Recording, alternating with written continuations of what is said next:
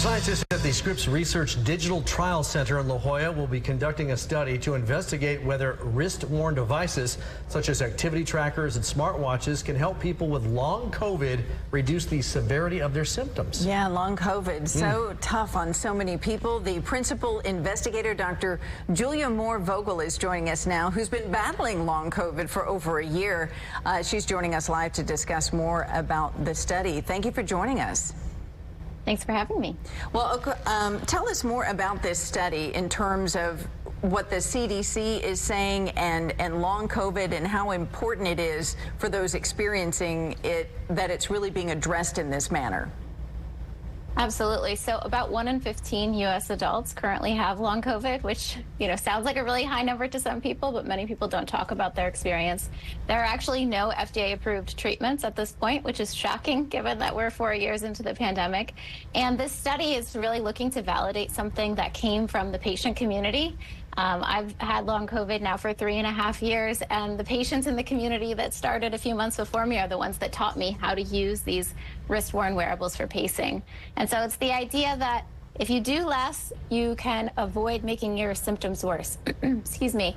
And so by pacing, just like you would for a marathon, you're pacing to get through your day, and the wearables can help you do that. Can you give us some examples of long COVID symptoms? Because people probably may be just totally unaware of what this is.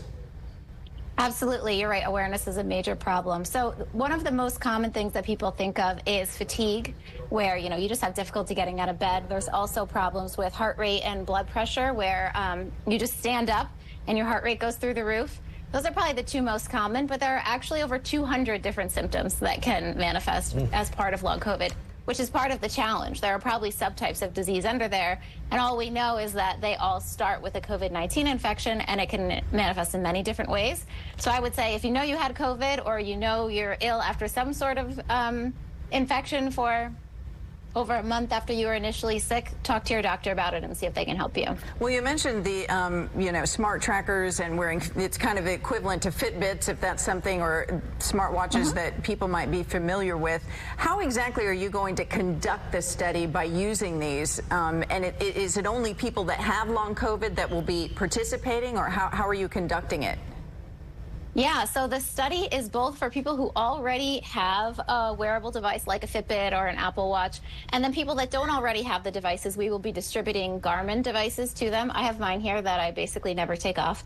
And the beautiful thing about the Garmin is it takes together a bunch of different measurements: your heart rate, your sleep, your heart rate variability, and your step count, and it puts them together into one score, 0 to 100. That's basically analogous to your cell phone battery, saying how much energy do you have for that day? And then that score changes throughout the day depending on what you do. And so I can check it at any given moment and say, oh, you know what, my rate is low for where I am at this time of the day. I need to take a nap. Or, you know what, my rate is okay. It's a good day to take a shower. So we're really helping people with educational materials, telling them about how to do that sort of calculation for themselves, both with these Garmin devices that we'll be giving out 500 of, and for people that already have a wearable, we'll be educating them about how to use the wearable that they already have for this. And then we'll be studying how their symptoms change over time through periodic surveys.